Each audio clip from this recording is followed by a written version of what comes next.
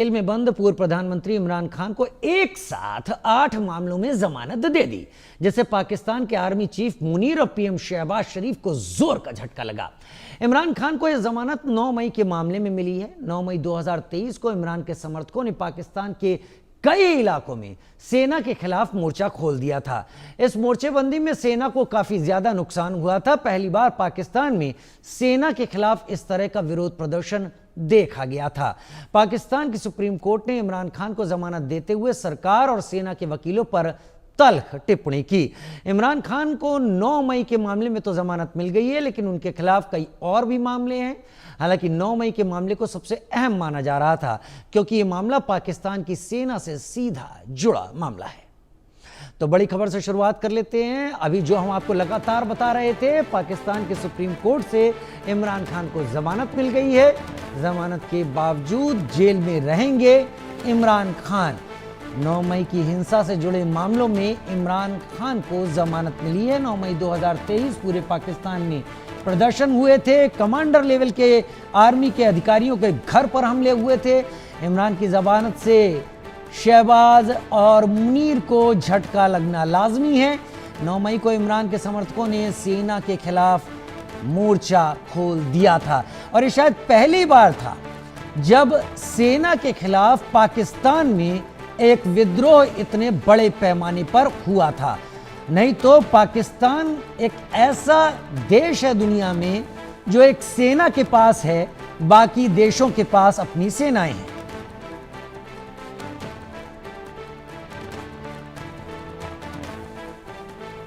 हालांकि जमानत के बावजूद जेल में रहेंगे इमरान खान, लेकिन वो आरोप जिसमें जमानत मिली है, इसमें आर्मी के एक्ट जो संशोधन किए गए थे उसके मुताबिक फांसी की सजा तक का प्रावधान है। और अब शायद शहबाज और मुनीर को लग रहा है कि अगर अब वो दखल देते हैं तो अंतर्राष्ट्रीय स्तर पर यह संदेश जाएगा कि पाकिस्तान की गवर्नमेंट इमरान खान को मरवाना चाहती है।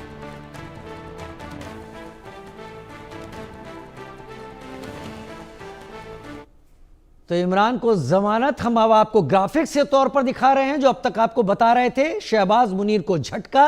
पाकिस्तान के सुप्रीम कोर्ट से इमरान खान को जमानत मिली है। जमानत के बावजूद जेल में रहेंगे इमरान खान।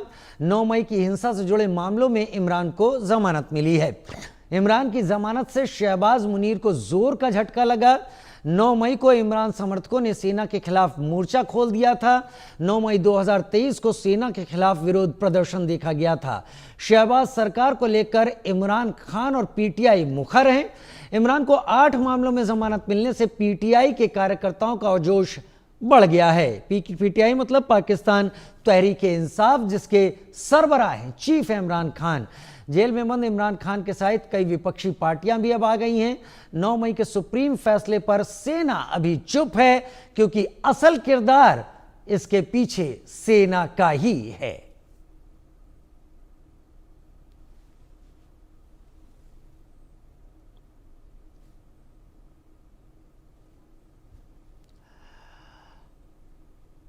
खास मेहमान हमारे साथ इस वक्त lieutenant colonel retired Himanshi Singh, defence expert के तौर पर जुड़ गई हैं।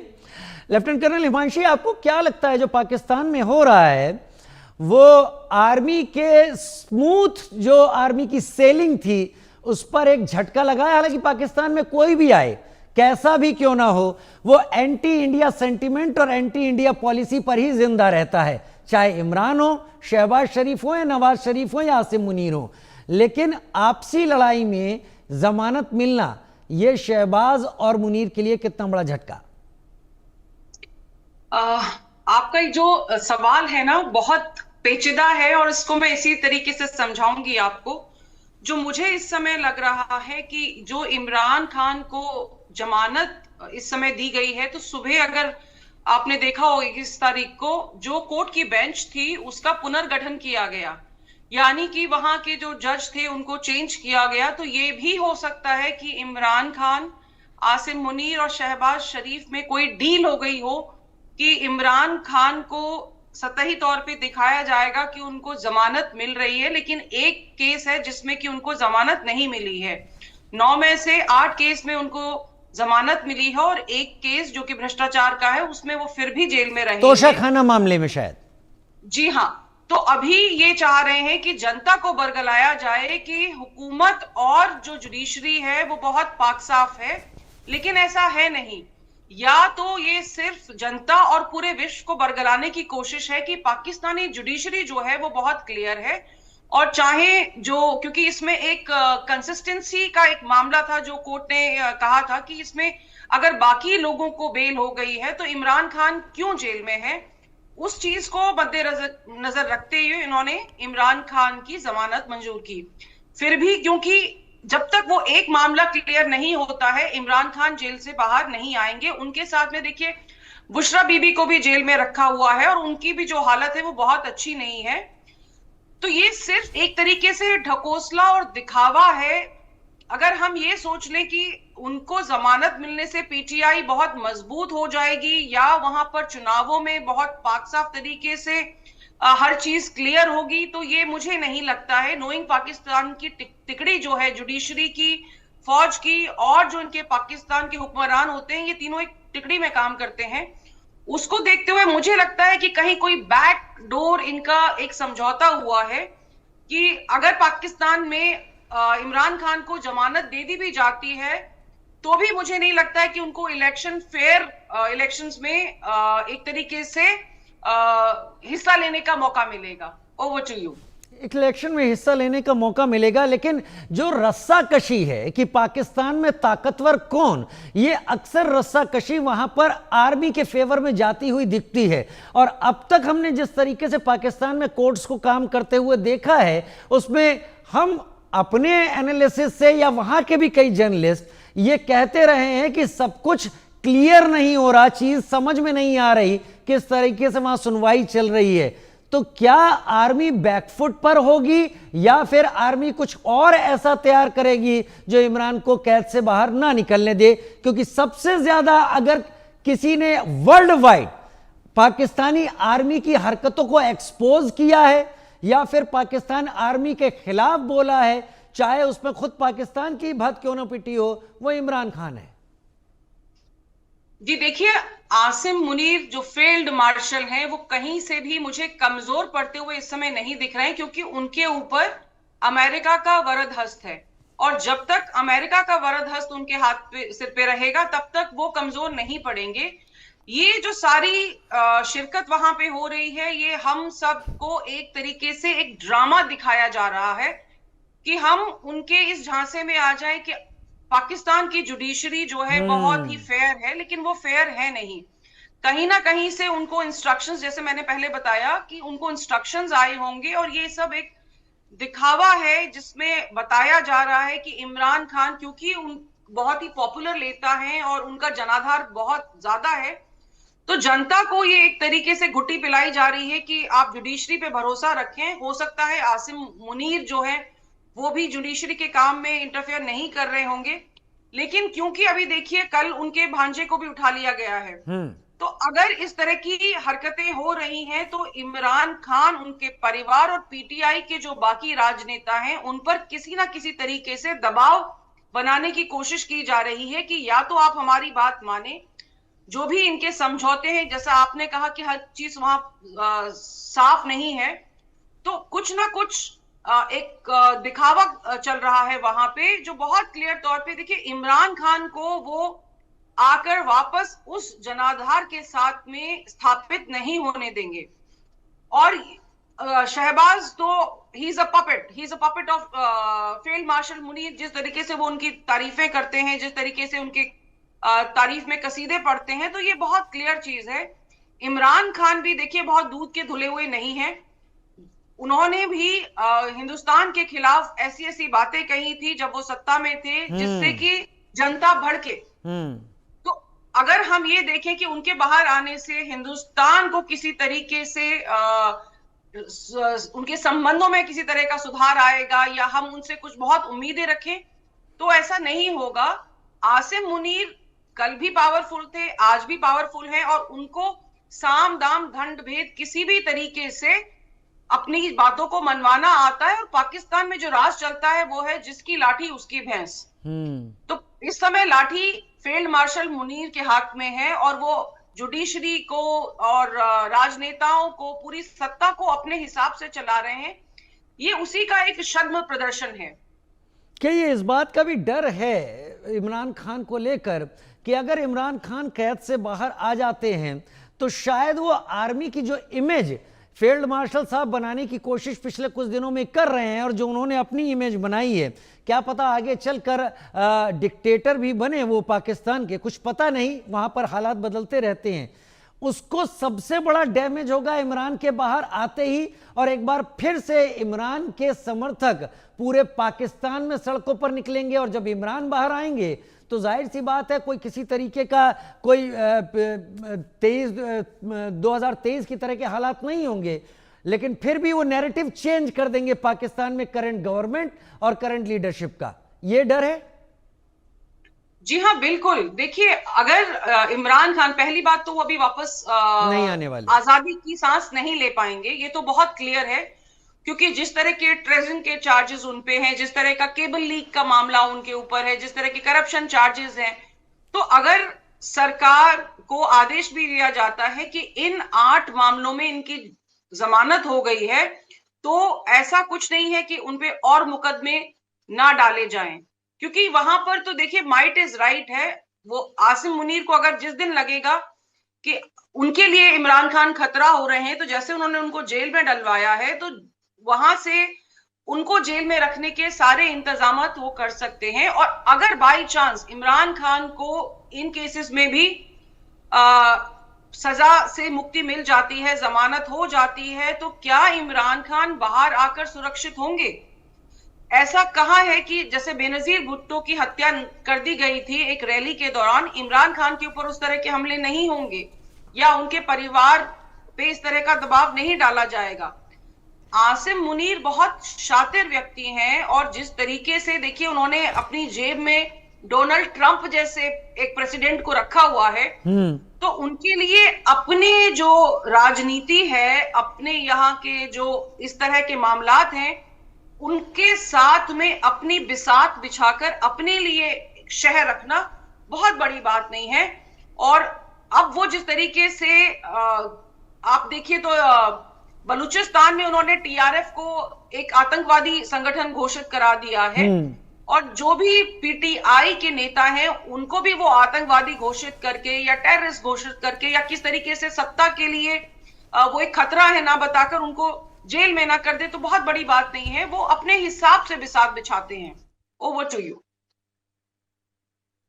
जी, आप बात सही कह रही हैं यहाँ पर लेफ्टिनेंट कर्नल हिमांशी, लेकिन क्या नफरत के पीछे ये वजह है कि पीटीआई और इमरान खान ये पाकिस्तान के उस हिस्से से आते हैं जो नॉर्थ वेस्ट फ्रंटियर प्रोविंस से जुड़ा हुआ केपीके कहलाता है, खैबर पख्तूनख्वा, और जहां पर टीटीपी का जोर ज्यादा है और पाकिस्तान आर्मी को वहां पर कई पोस्ट छोड़नी पड़ी। बाजौर पोस्ट की तस्वीरें तो बहुत ज्यादा हावी हुई थी। तो क्या नफरत की एक वजह यह भी है कि जहां पर टीटीपी की गवर्नमेंट है, जहां पर टीटीपी पावर में है, वहां पर पाकिस्तान आर्मी को बहुत कई सारे सेटबैक्स झेलने पड़े हैं पिछले कई सालों में? जी हाँ, बिल्कुल सही कह रहे हैं। पाकिस्तान की जो राजनीति है उसमें इस तरह का दंश बहुत ज्यादा क्लियर है। पाकिस्तानी पंजाब के जो लोग हैं वो अपने आप को बाकी हिस्सों से ज्यादा ऊपर मानते हैं, और इसीलिए देखिए आप चाहे केपीके देख लीजिए, आप सिंध देख लीजिए, आप बलूचिस्तान देख लीजिए, इन सबको मिलने वाली सुविधाएं बनिस्बत पंजाब के कम होती हैं। और ये नफरत उनकी अभी से नहीं है, ये तो जब से 1947 से पाकिस्तान बना है तब से वहां पर जो लोग गए थे उनको भी आज तक हक नहीं मिला है। वो आज भी देखिए तो मुजाहिर ही कहलाते हैं।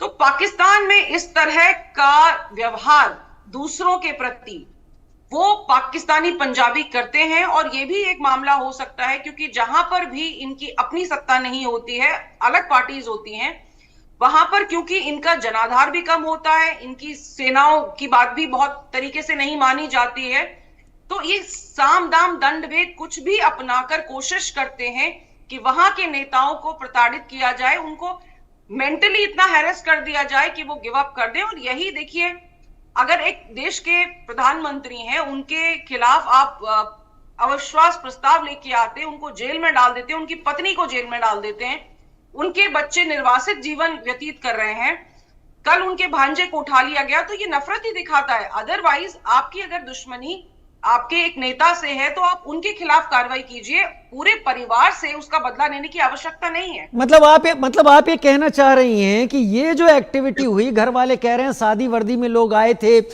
सिविलियन ड्रेस में लोग आए थे, यहां पर उन्होंने शोहराज को उठा लिया, ये शोहराज को किडनैप करना, ये इमरान के ऊपर प्रेशर डालने की टैक्टिक्स हो सकती है जमानत के मिलने के ठीक बाद? जी बिल्कुल, शाहरेज को उठाने की आवश्यकता क्या थी? और पाकिस्तान में पॉलिटिकल किडनैपिंग बहुत आम बात है। वहां पर जब भी किसी नेता पर दबाव डालना होता है तो या तो उसके बैंक को फ्रीज किया जाता है या उसके परिवार वालों को इस तरीके से परेशान किया जाता है। और शाहरेज की जो मदर हैं वो काफी मुखर थी इमरान खान की रिहाई को लेके। तो क्योंकि वो इतनी मुखर थी और वो लगातार जब से 2 साल से लड़ाई लड़ रही हैं अपने भाई को जेल से निकालने के लिए, तो इसलिए उन पर दबाव डालने के लिए और कहीं पे भी ये ना लगे कि अगर इमरान खान बाहर जेल से आ जाते हैं तो वो कुछ और कर पाए, तो ये दबाव अभी से बनाने की कोशिश की जा रही है। देखिए, ये एक साइकोलॉजिकल वॉरफेयर है जो पाकिस्तान में हमेशा चलता रहता है। जो पावर में होता है वो हमेशा से अपने ऑपोजिशन वाले जो लोग हैं उनको दबाता है।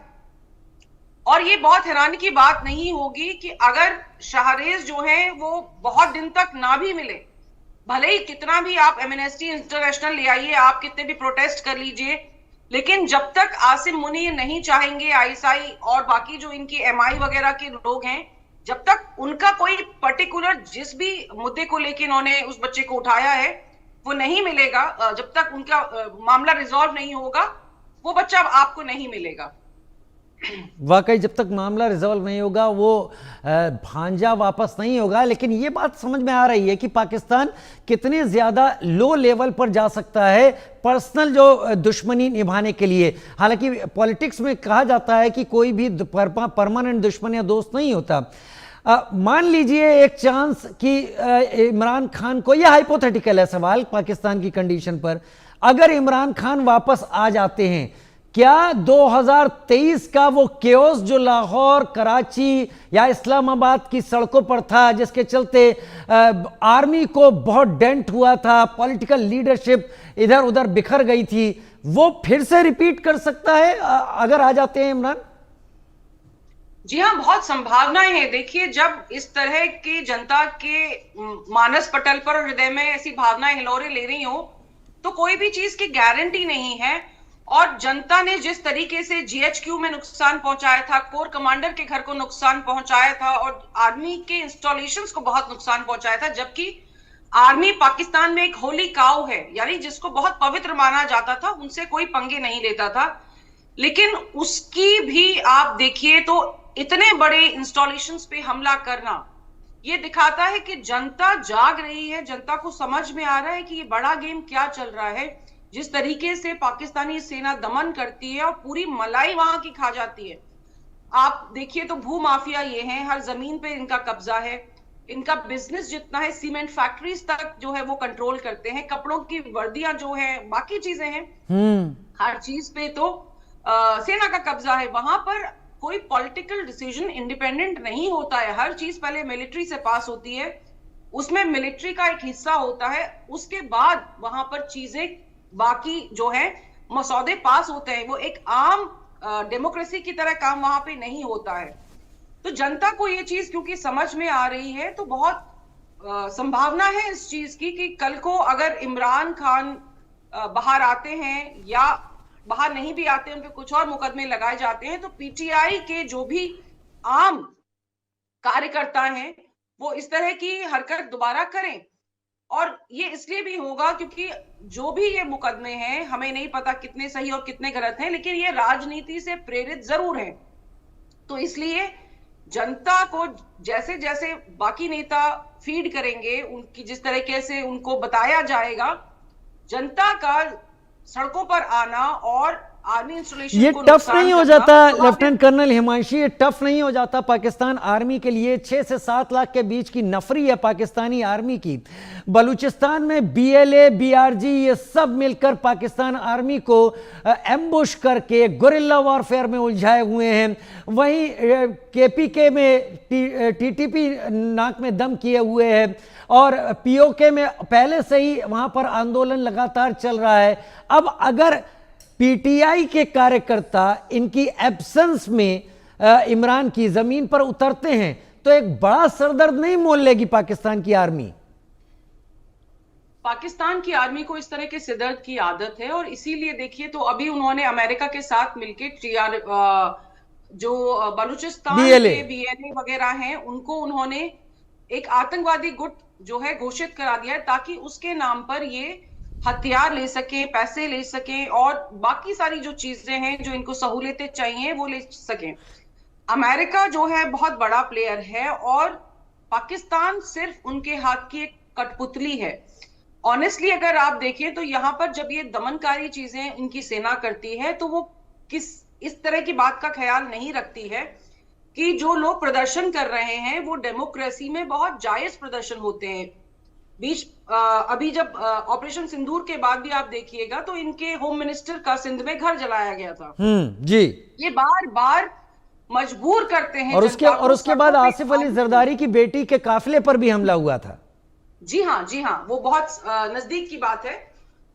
जनता परेशान है, देखिए भूखमरी से जनता मर रही है, वहां पे खेती बाड़ी तबाह हो रही है। अभी जब हमने अभी अपना IWT किया उसके बाद में पानी की वहां दिक्कत है, लोगों के पास बेसिक एमिनिटीज नहीं है। वहां पर सिर्फ जो फौजी हैं और बड़े नेता हैं ये अपनी जेबें भर रहे हैं। इनके हर किसी का या तो लंदन में फ्लैट है या दुबई में फ्लैट है। आम जनता की इनको बिल्कुल परवाह नहीं है। और जो सेना में भी बड़े बड़े अफसर हैं ये सब उनकी सहूलियत के लिए किया जा रहा है। जनता मरती है या सेना के जो निचले स्तर के लोग हैं वो मरते हैं, उनको कोई फर्क नहीं पड़ता। इन्होंने तो कारगिल वॉर में भी ये कहने से मना कर दिया था कि ये हमारे अपने लोग हैं। उनको भी देखिए आप ये आतंकवादी बना के इन्होंने पेश किया था। They don't take pride in the junior leadership of their army. अब देखिए इनकी लिस्ट आई है जिसमें 150 के करीब इन्होंने बताया है कि पाकिस्तानी सैनिक हलाक हुए हैं। उससे पहले तो ये उस चीज को भी डिनाई कर रहे थे। तो इनको अपनी जनता से या निचले आर्मी से कोई मतलब नहीं है। तो आसिम मुनीर को कोई सिर में दर्द नहीं होने वाला, चाहे जनता मरे या फौजी। उनका अपना पाकिस्तान का इन फ्यूचर डिक्टेटर बनना तय है और वो उसी दिशा में काम कर रहे हैं। ये सब मैं बार बार कहूंगी कि ये सब एक ड्रामा है। ये पूरे विश्व को एक दिखाया जा रहा है कि हमारी जुडिशरी ऑनेस्ट है, ऐसा नहीं है। हथियारों के लिए उनके पास लगातार पैसे अमेरिका से आ रहे हैं और अमेरिका से जो उन्होंने जहाज लिए थे आतंकवादियों को मारने के लिए वो तो इन्होंने भारत के खिलाफ इस्तेमाल किए हैं। तो इनका क्या कहते हैं क्या करते हैं उसमें बहुत फर्क होता है। पूरा इनका जो भी एक सिस्टम है वो दुनिया को बरगलाने के लिए है ताकि ये IMF से लोन ले सके, वर्ल्ड बैंक से लोन ले सके, अमेरिका जैसे देश की जेबों से पैसा निकाल सके। अदरवाइज इनका अपना हित सर्वोपरि है, देश की इनको नहीं पड़ी है। वाकई देश की इनको नहीं पड़ी है, इनका अपना हित सर्वोपरि है। पाकिस्तान में हालात ऐसे हैं कि अपने अपोनेंट को किसी भी हद तक डाउन करने के लिए कोई भी कदम उठाया जा सकता है।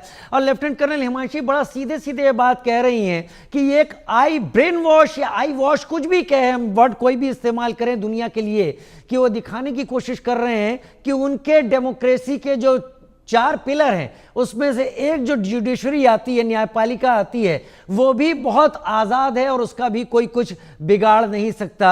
लेकिन असल में हो वही रहा है जो यहाँ पर चाहा जा रहा है आर्मी और सीनियर लीडर्स के बीच में जो कुछ चल रहा है। लेफ्टिनेंट कर्नल हिमांशी मेरे साथ जुड़ने